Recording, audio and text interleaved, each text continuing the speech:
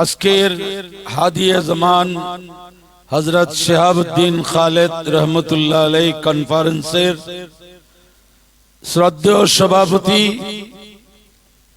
ওনারই যোগ্য উত্তরসূরি পীরে তরিকত শাহ সুফি সৈয়দ আবরার ইবনে শিহাব আল কাদরি আল চিশতি মুদ্দাজিল্লাহুল আলী। হাদিয়ে জামান যে নাম, হাদি মানি যিনি হেদায়েত করেন, পথ দেখান।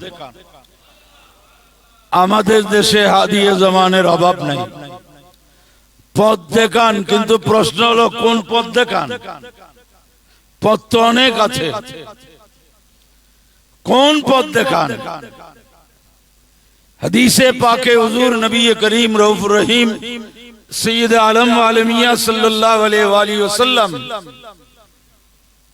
একটি বিষয়কে অত্যন্ত গুরুত্ব দিয়েছেন। আমরা আপনারা জানি সব বিষয় শিক্ষক সরাসরি বলে শিক্ষা দেন না, কিছু অঙ্কন করে শিক্ষা দেন। ব্ল্যাক বোর্ড, হোয়াইট বোর্ড, যেখানেই পারেন শিখার জন্য হাতে কলমে শিখান। আমার ক্ষুদ্র অভিজ্ঞতায় হাদিসে পাকে হুজুর নবী করিম সাল্লাল্লাহু আলাইহি ওয়াসাল্লাম দুইটি ক্ষেত্রে অঙ্কন করে রাসূল পাক উম্মতকে সাহাবায়ে কেরামকে বুঝিয়েছেন। একটা হচ্ছে এই পথের বিষয়। পথটা সবচেয়ে গুরুত্ব। আমি গন্তব্যে যেতে হলে, লক্ষ্যে পৌঁছতে হলে পথ দিয়ে যেতে হবে। কিন্তু সেই পথ যদি আমি চিহ্নিত করতে না পারি, তো আমার সময়, আমার মেধা, আমার অর্থ, আমার সম্পদ, আমার সাধনা সবগুলো নষ্ট হয়ে যাবে। সেই জন্য পথ এত গুরুত্বপূর্ণ, যে কারণে আল্লাহ প্রত্যেকটা নামাজে সূরা ফাতিহায় আমাদেরকে সেই শিক্ষাই দিয়েছেন যে বান্দা, তুমি যত চেষ্টা করো, পথ যদি ভুল হয়ে যায়, তোমার গন্তব্য শেষ, তোমার জীবন শেষ। সেই জন্য সব সময়, সব নামাজে, সব রাকাতে, আমরা ফরজ নামাজের 4 রাকাত, 3 রাকাত নামাজে শেষে অন্য সূরা নাই, শুধু কি আছে? সূরা ফাতিহা। আর সূরা ফাতিহায় আল্লাহ বান্দাকে যে জিনিসটা চাওয়ার জন্য বলেছেন, সেটা হচ্ছে ইহদিনাস সিরাতাল মুস্তাকিম।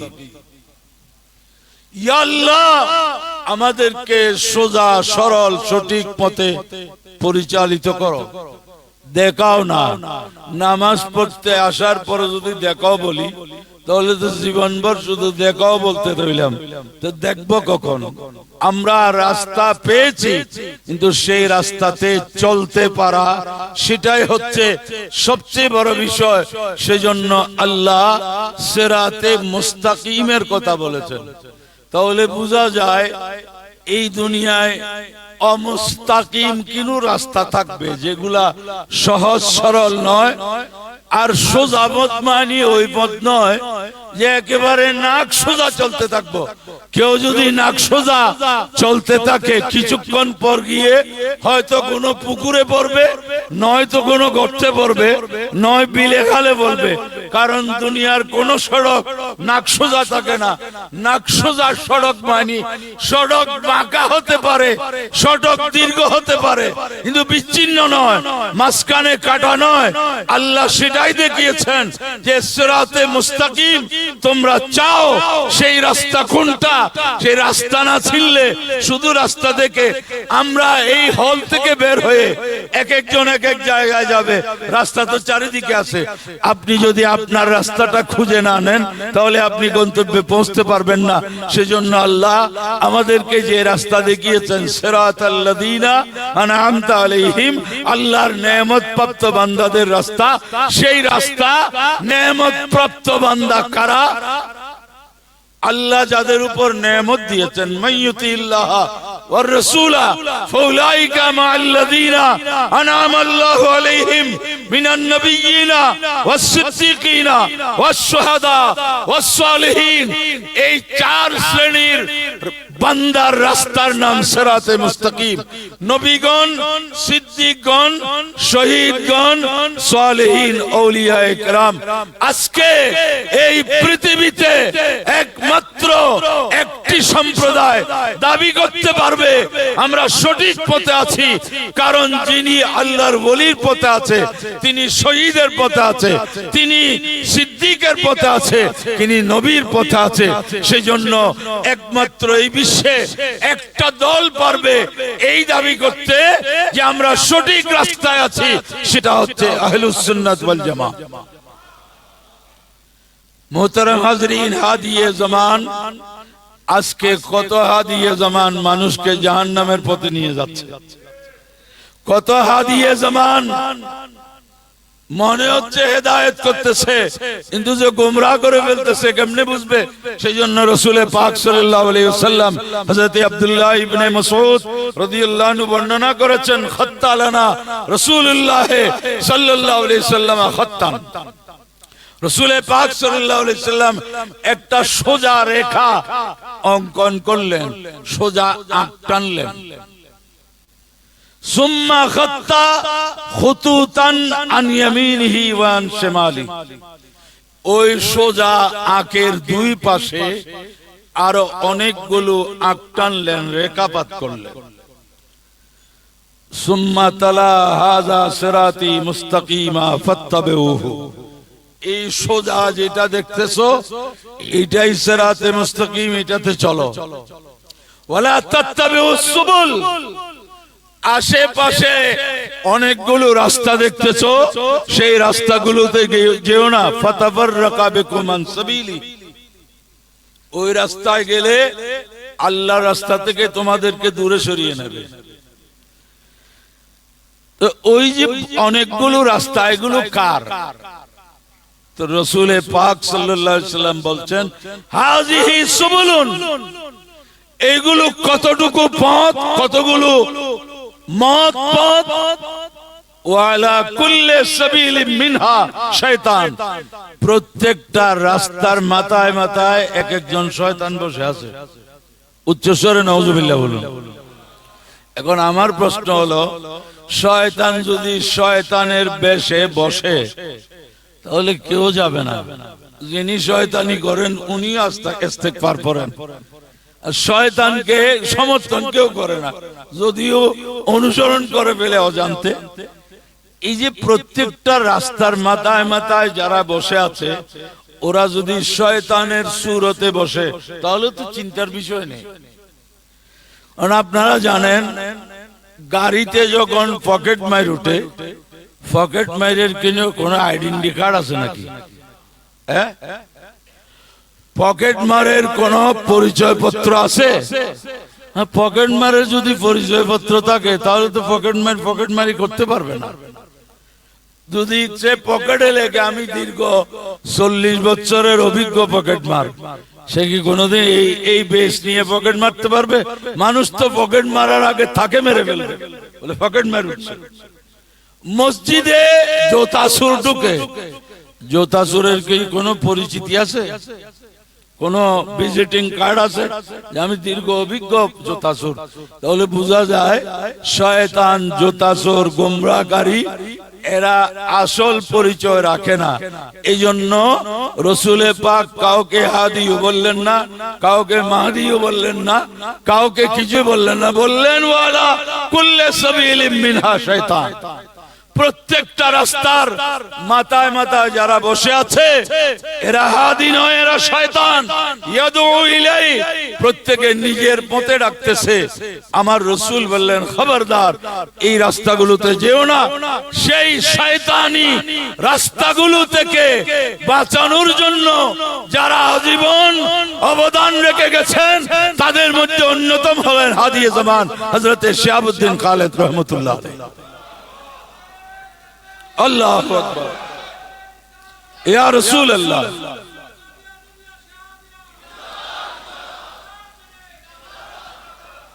প্যারাদিন আজকে সুন্নিদেরকে জেগে উঠতে হবে, বলতে হবে বাংলাদেশ পৃথিবীর দ্বিতীয় বৃহত্তর মুসলিম রাষ্ট্রের মর্যাদা কাদের বদৌলতে পেয়েছে। এই দেশে মুসলমান কোন রাজনৈতিক দল কোন মানুষকে মুসলমান বানায় নাই। এই দেশে কোন জমিদার মানুষকে মুসলমান বানায় নাই। আজকে যে বাংলাদেশ বৌদ্ধ প্রধান ছিল, যে বাংলাদেশ হিন্দু প্রধান ছিল, সেটি পৃথিবীর তৃতীয় বৃহত্তর মুসলিম রাষ্ট্রে পরিণত হওয়ার পেছনে যাদের অবদান, তাদের মধ্যে অন্যতম হাদিয়ে জামান হযরত শিহাবুদ্দিন খালেদ রহমতুল্লাহ আলাইহি। ওলিয়ায়ে কেরাম আজকে বাংলাদেশ সংখ্যাগরিষ্ঠ মুসলমান হওয়ার কারণে এই দেশের রাষ্ট্র ক্ষমতায় আজ পর্যন্ত কোনো অমুসলিম অধিষ্ঠিত হয়নি, ঠিক কিনা? কিন্তু যারা মুসলমান হিসেবে ক্ষমতায় গিয়েছেন, অতীতে গিয়েছেন, বর্তমানে আছেন, ভবিষ্যতে থাকবেন, তারা কি একবারও চিন্তা করেছেন যে আজকে রাষ্ট্রের সর্বোচ্চ মর্যাদায় আমরা কাদের কোরবানির বদৌলতে আরোহণ করতে পারলাম? এরা আর কেউ নয়, এরা শাহজালাল ইয়েমনি, এটা শাহ মখদুম, হযরত শাহ আলী বাগদাদি, এটা হযরত শাহ পরান, নাসিরউদ্দিন সিপাহসালার, পীর বদর আলম ওল বদর আউলিয়া, গৌসুল আজম মজবন্ডারি, এইসব ওলি আল্লাহরাই তো এই দেশে ইসলাম প্রচার করে এই দেশকে মুসলিম সংখ্যাগরিষ্ঠ দেশে পরিণত করেছে। এটা কি আজকে রাষ্ট্রযন্ত্র ভুলে গেছে? ভুলে যখন যায় তাদেরকে স্মরণ করিয়ে দিতে হয়। প্রিয়দিন, আজকে অন্তর্বর্তী সরকারের সময় অসংখ্য মাজার আক্রমণ হলো। কারা আক্রমণ করছে? তাদের পরিচয় কি? পত্রিকায়, নিউজ মিডিয়ায়, সোশ্যাল মিডিয়ায় তাদের পরিচয় তৌহিদি জনতা। এরা কারা বলেন? তৌহিদি। আমার প্রশ্ন হলো, ইহুদি ঈসা মুসা আলাইহিস সালামের উম্মতের ধর্মীয় পরিচয় ইহুদি, ঈসা আলাইহিস সালামের উম্মতের ধর্মীয় পরিচয় নাসারা, রাসূল পাকের উম্মতের ধর্মীয় পরিচয় মুসলিম, ঠিক কি না? তো এই তৌহিদি জনতা এরা কারা? এরা কার উম্মত? কেন সাংবাদিকরা জিজ্ঞেস করে না আমরা তৌহিদি জনতা বলে তো কাউকে জানি না? এই দেশ এটা মুসলমানের দেশ, এই দেশে রাসূল পাকের যারা উম্মত তারা মুসলিম।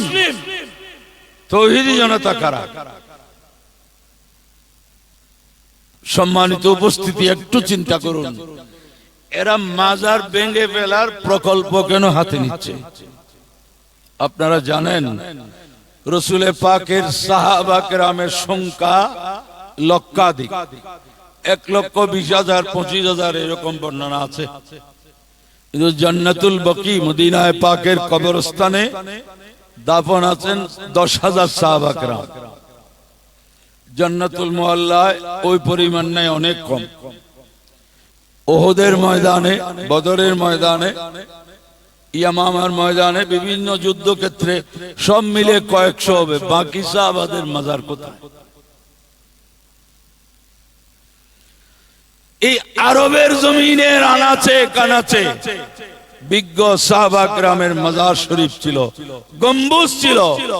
আজকের জান্নাতুল বকিকে দেখিয়ে আমাদের সরল প্রাণ মানুষকে গোমরাহ করে মাজার সব বাংলাদেশে, মদিনা শরীফে তো একটা মাজারও নাই। আজাদ সাহাবাদের আজকে নাই। আজকের ফেসবুকেও 100 বছর পূর্বের জান্নাতুল বকির ছবি আসতেছে কিনা? আসতেছে কিনা?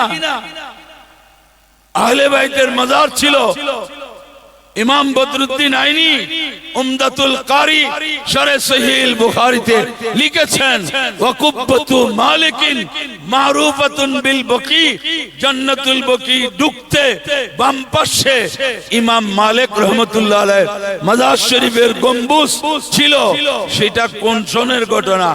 855 হিজরিতে ইমাম বদরুদ্দিন আইনি ইন্তেকাল করেছেন।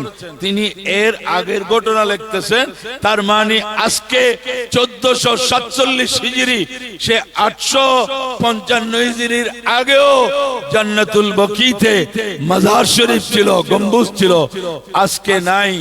এমন ভাবে নিশ্চিহ্ন করেছে, আপনি জান্নাতুল বকিতে একটা অনুমান করতেছেন এখানে এতজন সাহাবা کرامের মাজার, কিন্তু কোনটা কার মাজার এটা চিহ্নিত করার কোনো উপায় নাই।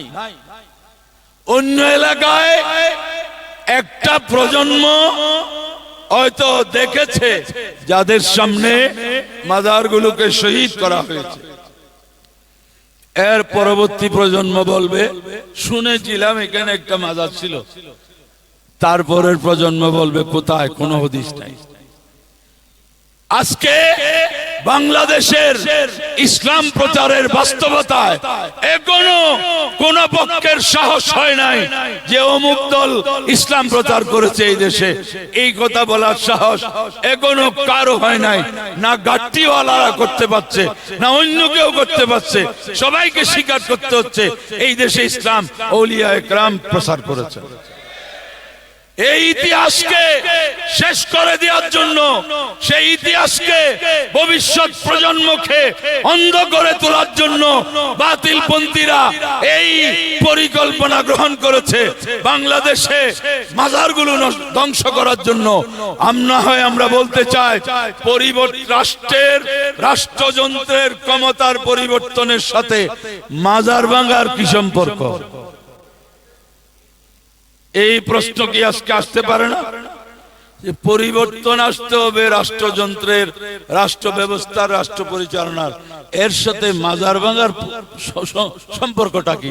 তাহলে বোঝা যায় যারা চাচ্ছে তারা চাচ্ছে মূলত অন্য কিছু, এই দেশকে যেন মানুষকে অন্ধকারে দেখতে। কই কে ইসলাম প্রচার করছে? আপনারা জানেন ইসলামিক ফাউন্ডেশন, এটা একটা রাষ্ট্রীয় প্রতিষ্ঠান। এখানে প্রত্যেকটা জেলাওয়ারি কারা ইসলাম প্রচার করেছেন এর একটা সিরিজ বের করেছিল। সেই বইয়ের ভূমিকায় লেখকগণ বলেছেন, আমরা ওই সব ওলি আল্লাহদের জীবন নিয়ে গবেষণা করার সুযোগ পেয়েছি যাদের মাজার আছে। কেন? বলে মাজারের প্রত্নতাত্ত্বিক যেই থিওরি, এইটা অ্যাপ্লাই করে আমরা প্রত্নতত্ত্বের দৃষ্টিতে ঠিক করতে পারছি এটা কতদিন আগের মাজার। আর যেখানে কারো মাজারের চিহ্ন নাই সেটা নিয়ে গবেষণা করার কোনো সুযোগ। তাহলে মাজারকে ধ্বংস করা মানে ওলি আল্লাহদের ইতিহাসকে ধ্বংস করার জঘন্য ষড়যন্ত্র হচ্ছে। এই ষড়যন্ত্র আমি বলবো এখনো যদি ওলি আল্লাহদের অনুসারীরা জেগে উঠে তো বাংলাদেশে এদেরকে কথা না বলে কেউ কোনো সিদ্ধান্ত নিতে পারবে না। তো আমরা কখন জাগবো? আমাদের অস্তিত্বের জন্য আমাদের প্রয়োজন। সেজন্য হাদিয়ে জামান হযরত শিহাবুদ্দিন খালেদ রহমতুল্লাহ আলাইহি, উনি তরিকতের পীর, উনার বিশাল অবস্থান, উনি সংগঠন নিয়ে চিন্তা না করলে কি সমস্যা? উনি ওনার অনুসারী যারা 11 জনের মধ্যে বিশ্ববিদ্যালয়ে পর্যায়ের যারা ছিলেন, সৈয়দ আলী হাসিন, নিজামুদ্দিন মাহমুদ, আখতার হোসেন নান্টু, এরা এদের সাথে আমাদের অত্যন্ত ঘনিষ্ঠতা ছিল। আজকে কখন কাকে দেখেছি, নিজামুদ্দিন মাহমুদের সাথে সম্পর্ক আমাদের বহাল আছে। উনি চট্টগ্রামে থাকেন এই হিসেবে, আলী হাসিন সাহেব থাকেন মনে হয় আমেরিকায়, আর কে কোথায়। কিন্তু ওনারই গড়া সম্পদ দিয়ে এই দেশে আহলে সুন্নাত ওয়াল জামাতের আদর্শের একমাত্র প্রথম সংগঠন বাংলাদেশ ইসলামী ছাত্র সেনার ভিত্তি রেখেছিল লিখেছিলেন, এটা এই দেশের সুন্নি জগতের যদি সাংগঠনিক ইতিহাস কখনো কেউ লেখে তো সেখানে বিরাট একটা অধ্যায় জুড়ে থাকবেন হাদিয়ে জামান হযরত শিহাবুদ্দিন খালেদ রহমতুল্লাহ আলাইহি। সম্মানিত উপস্থিতি, আজকে আমি আপনাদের কাছে বিনয়ের সাথে বলবো, কেন এই বিশাল জনগোষ্ঠী সুন্নি সম্প্রদায় সুফিবাদী মুসলমান রাষ্ট্রযন্ত্রের কাছে কেন প্রাসঙ্গিক হয়েছে, এই বিষয়ে চিন্তা করার সময় এসেছে। আমরা যদি ওইভাবে থাকি তাহলে অস্তিত্বকে নিয়ে চিন্তা করা, এই আদর্শ ইসলামের এই মূল দ্বারা সুফিবাদী সুন্নি মুসলমানদের অস্তিত্বকে মজবুত করার জন্য ভবিষ্যতে সকল তরিকতপন্থীদের কাছে আমি আকুল আহ্বান রাখছি, আমাদেরকে যুগ উপযোগী পদক্ষেপ নিয়ে আমাদের অস্তিত্ব রক্ষার কাজে আমাদের সবাইকে ঐক্যবদ্ধভাবে আসতে হবে।